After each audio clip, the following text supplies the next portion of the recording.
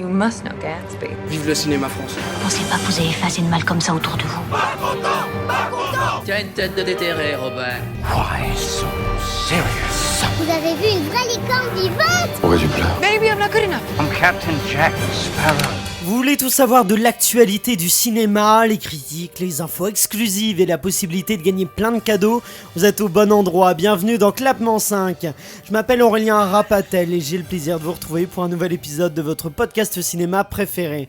Merci d'ailleurs de la part de toute l'équipe d'être toujours plus nombreux à nous écouter. Et si tu nous écoutes sur Apple Podcast, tu peux dès maintenant lui mettre 5 étoiles pour nous soutenir au mieux. On est ici entre amis et on tient des petites discussions improvisées comme tout le monde le fait à la sortie du cinéma ou juste avant que le film ne commence. C'est ça l'ambiance de Clapement 5, une atmosphère détendue mais avec quand même beaucoup d'infos à la clé. Cette discussion entre amis, elle va se dérouler aujourd'hui avec deux clapeurs, chacun spécialiste d'un domaine. Je vais tout de suite vous les présenter d'ailleurs. Le premier ferait frémir Stanley Kubrick, c'est notre réalisateur Raphaël Chiche. Bonjour. Nous retrouvons aussi notre clapeuse journaliste qui était avec nous en début décembre, si vous vous souvenez bien, c'est Sophie Gauthier. Salut.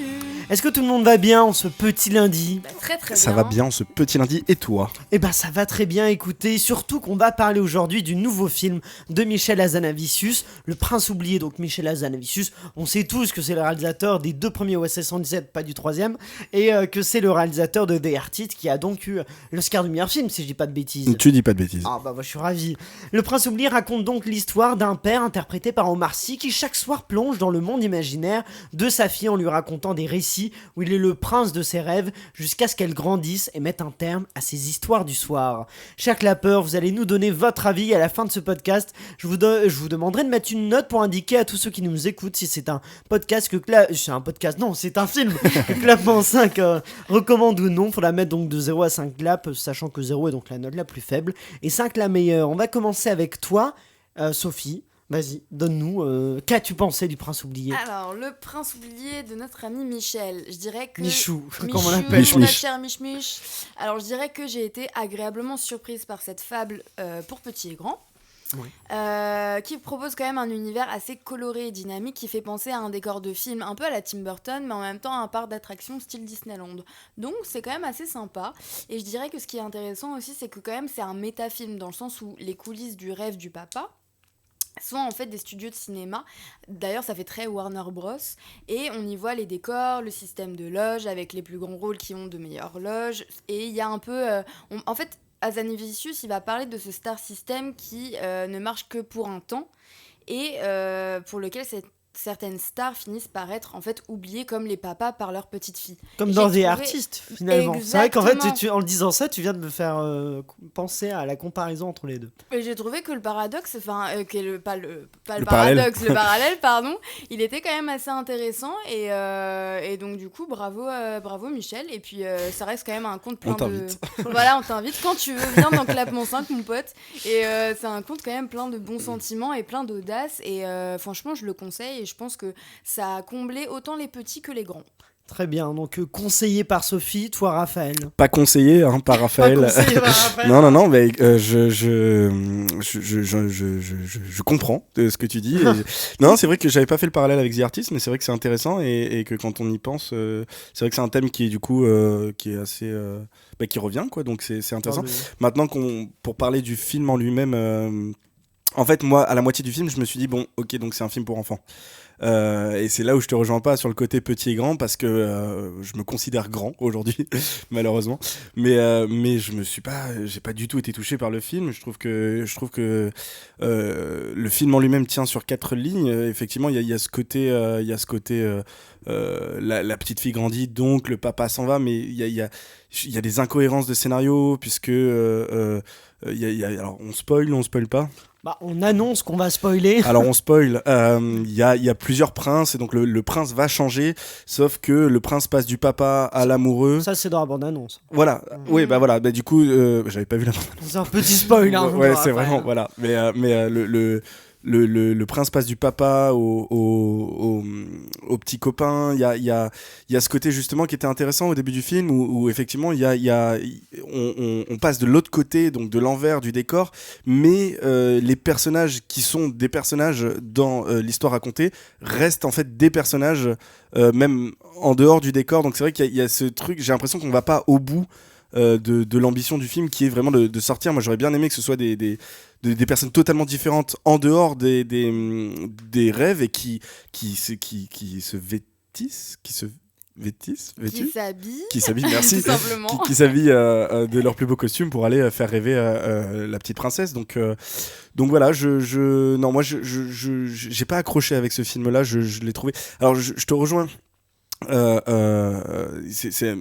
Visuellement c'est très joli. Effectivement, il y a le côté un peu Disneyland, etc. Je trouve les effets spéciaux pas foufou, même si c'est une grosse boîte qui fait les effets spéciaux, c'est Micros, c'est ceux qui avaient fait Au revoir là-haut, qui ont fait plein de grosses je crois que c'est une des plus grosses boîtes de VFX en France, et paradoxalement je trouvais les effets spéciaux étaient pas dingos. On avait le film est ponctué de quelques blagues un peu beaufs, pas très très drôles par-ci par-là. Et c'est dommage quand on sait que Hazanavicius a lâché OSS 117.3 pour faire Le Prince oublié, je comprends pas. Après, il était pas fan du scénario d'OSS 117.3, c'est à ça. Mais donc il était fan du scénario de Prince oublié. Donc je sais pas. Mais il a contribué à l'écriture du scénario du Prince oublié. Mais moi, je trouve que le Prince oublié, l'idée est très très bonne. Moi, je trouve fascinant. Je me souviens quand du coup ça a été annoncé qu'il ferait pas OSS 117 et qu'il ferait Le Prince oublié, et ils ont résumé un peu cette histoire-là d'un père, qui raconte l'histoire à sa fille, il est le prince de ses rêves, mais un jour elle a grandi du coup. Et l'idée, je la trouve très très belle, et je trouve qu'il a pas réussi à développer ça, à en faire quelque chose effectivement de vraiment touchant, de vraiment. On peut pas s'empêcher de comparer Le Prince oublié effectivement à Pixar, qui dans cette idée où c'est un film qui mêle un public enfant et adulte et qui plaît à tout le monde. Le problème effectivement, c'est que j'ai l'impression que Le Prince oublié va peut-être sûrement plaire aux enfants. Les adultes, je pense que ce sera un petit peu moins le cas, parce que c'est un peu dommage, parce que l'idée offre tellement de possibilités de réalisation, de plein d'astuces, et je trouve qu'il est pas assez allé là-dedans, alors c'est un réalisateur incroyable, Hazanavicius, et il a pas assez joué sur le fait que c'est un film avec plein de folie, où il a pas fait son Gondry assez finalement, avec le Gondry qui laisse la place à l'imaginaire. Là c'est un peu sage, c'est la version un peu sage de Gondry, mais du coup ça fonctionne pas tout à fait. Il fallait y aller à fond pour que ce soit hyper efficace, et là je trouve que c'est pas incroyable. Et rien que le moment où on rentre dans l'histoire, je sais pas, la première fois par exemple, quand il lui raconte la première histoire et qu'on va rentrer dans la tête, moi je me suis dit, j'espère qu'il va utiliser un procédé de mise en scène quand même un peu intéressant. Comment est-ce que on va passer de l'histoire avec Omar Sy qui raconte l'histoire à sa fille à ce monde imaginaire? Comment il fait? En fondu au noir. Fondu au noir. Ouais. Ça, c'est vrai que c'était pas très recherché. Ouais, j'étais un peu en mode, Michel, tu peux faire mieux que ça. Attends, qu'est-ce que c'est que ça? Donc voilà. Et je trouve qu'en fait, cette idée d'utiliser un fondu au noir pour montrer comment on rentre dans le rêve, c'est symbolique du défaut du film. Ça manque de folie, ça manque d'imagination, d'idées de mise en scène. C'est un peu sage, il a pris le scénario, il l'a un peu représenté tel quel. C'est très lisse, hein.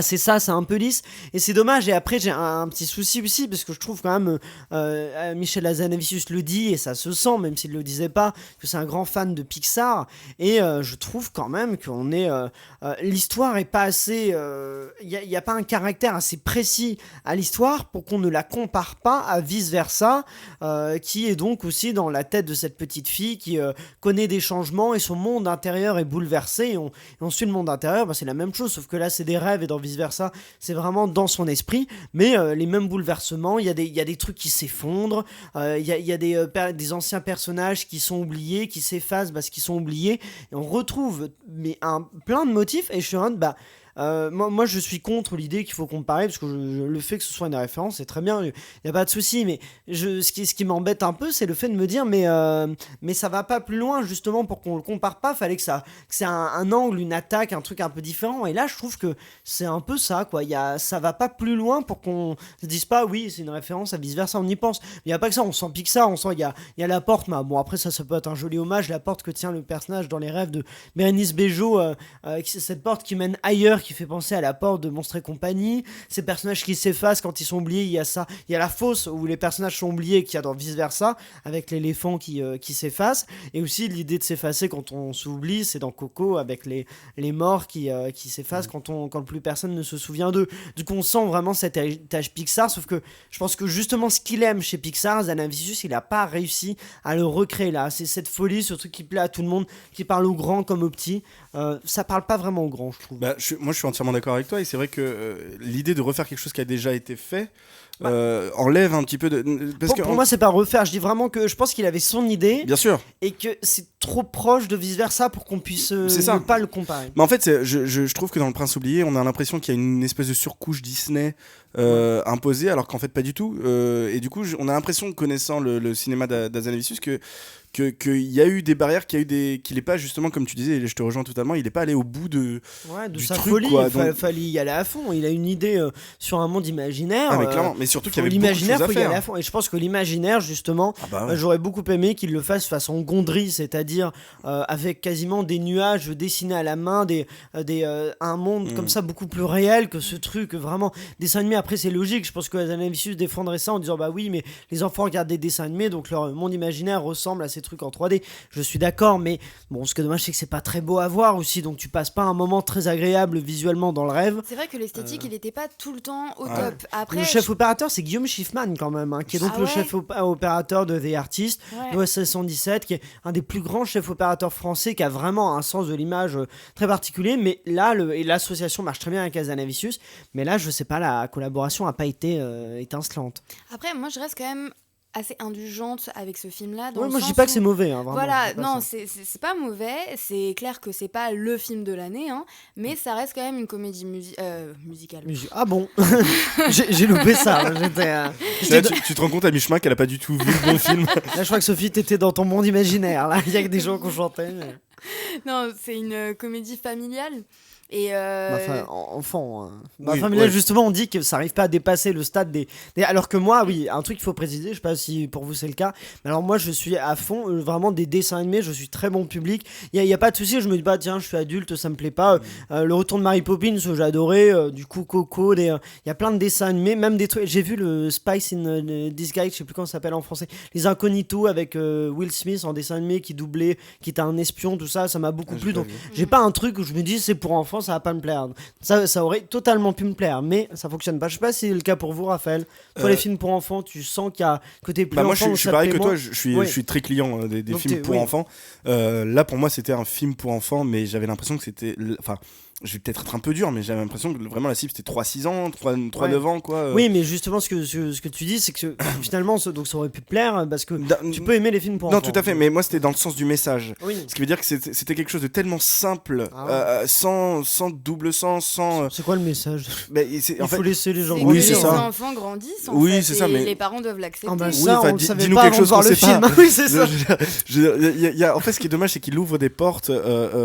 Par exemple, il y a un moment, je me suis dit bon. Il ouvre des portes, c'est le cas de le dire. Bien joué, elle est belle. On la garde. Non, il y a eu la petite porte de attention spoil. Qui est pas vraiment un spoil, parce qu'en vrai on peut pas vraiment spoiler puisqu'il y a pas vraiment d'histoire. Ah oui, il y a pas de truc, il y a pas d'intrigue, il y a pas de climax. On peut pas spoiler, il y a pas d'histoire. Non mais on dit ça. Non parce que vraiment scénaristiquement parlant, il y a pas de climax ni rien. On a tous pas détesté le film, on a tous beaucoup d'amour pour Azanavicius et pour ce qu'il fait. C'est juste qu'on n'a pas adhéré en fait. Et donc oui, effectivement, il y a pas un truc on se dirait tiens, faut pas qu'on spoile ça, il y a pas d'éléments qui nous dirait tiens.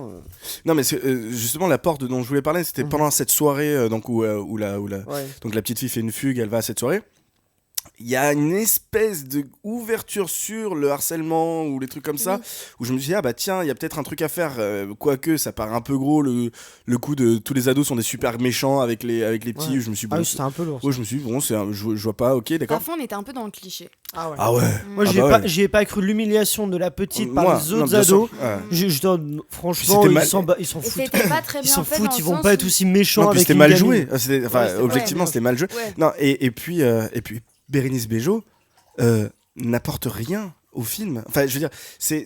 Moi, je l'ai trouvé pas mal, Bérénice Bejo. Mais Moi, je l'aimais bien. En plus, elle était belle en blonde. non, mais, Non, mais moi, je trouvais qu'elle jouait bien. non, elle joue bien, mais ça n'apporte rien. En fait, si, purement narrativement, le personnage apporte une autre perspective, permet à Omar Sy de se rendre compte qu'il faut laisser sa fille. Mais c'est vrai que c'est purement narratif parce qu'il a. Mais dans l'histoire même, le personnage vit pas par lui-même, quoi. Il vit parce qu'il aide l'autre à découvrir. Mais pardon, vas-y. Elle joue là complètement justement le rôle de la nana qui est là parce que Omar Sy, parce que c'est la nana d'Omar Sy. Et comme tu dis, c'est pas un personnage même, tu sais, il y a son personnage de la femme à la porte. Ouais. Ça, franchement, ça fonctionne pas. C'est dans le monde imaginaire, ça. Voilà, dans le monde imaginaire. Ça n'apporte ils auraient rien. dû. Ouais, ça pour le coup, je suis d'accord, ils auraient dû l'enlever. C'est un procédé pour pouvoir sortir du monde des oubliés. Non, je sais pas, parce que l'idée, donc on va expliquer, dans le monde imaginaire, le personnage de Bérénice Bejo est toujours avec une porte, qu'elle trimballe avec elle. Et en fait, ça s'explique, parce que c'est la petite qui avait vu cette femme-là, justement, quand elle était encore plus petite, et elle l'avait croisée devant la porte de l'appartement de cette dame-là. Du coup, elle associe cette dame-là à la porte de cet immeuble. Donc, dans son monde imaginaire, elle est avec la porte tout le temps. C'est pas une mauvaise idée. Moi, j'ai une question par rapport à ça. Est-ce que vous pensez que les personnages qui sont dans ce monde imaginaire, ce sont les personnages qui sont dans la tête de la petite ? Oui, de la petite, ouais. Eh ben, parce que pour moi, non. Ah, tu penses que c'est Omar Sy ? Eh ben, moi, je pense que c'est tous les personnages qui ont été créés par Omar Sy au fur et à mesure qui racontaient des histoires. Ah bah moi je suis d'accord avec toi, c'est ça. C'est-à-dire- Parce que quand Oui, il c'est ça, rentre oui. dans la grotte Oui, mais- et qu'il fait le chemin en arrière, tu sais, à un moment Oui, il tout à fait. arrive à une là, période je trouvais ça. et il dit ça c'est vraiment les anciens personnages Ouais. qui ont été toutes petites, Ouais. mais c'est pas des personnages qu'il lui a achetés et qui étaient de vrais personnages concrets qui ont existé Bien sûr. dans la vie réelle, tu vois, qui étaient de vrais jouets. C'est des personnages que lui en fait a inventés dans ses histoires au fur et à mesure. C'est un mélange, en fait, dans son monde imaginaire, c'est un mélange de jouets, de personnes que la petite a vues, de personnages qu'Omar Sy a créés, en fait. Pour moi, c'est un mélange de tout ça. Il y a ce truc, alors j'aimerais bien avoir votre avis là-dessus.